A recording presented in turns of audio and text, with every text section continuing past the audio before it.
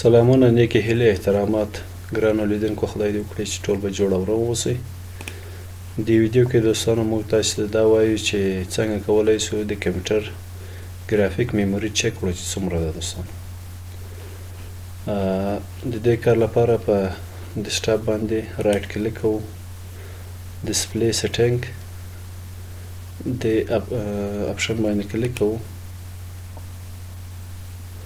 دا صفحه چې کله تاسو ته خلاص شوه راځو سکرول بار باندې کلیک کوو، لاندې راځو دلته اډوانس ډسپلی سیټینګ باندې کلیک کوو. دا صفحه چې کله خلاصه شوه تاسو به راسئ ډسپلی اډاپټر پراپرټیز فار ډسپلی 1 باندې به کلیک وکړئ. دې باندې چې کله کلیک وکړو تاسو ته دا صفحه خلاصیږي. دلته تاسو ته ټوټل ګرافیک میموری، ډیډیکیټډ میموری او شیر میموری ټول ښیي. نو دا و د ګرافیک میموری د کتلو یا لیدلو طریقه. خدای دې وکړي چې تاسو به زده کړي وي.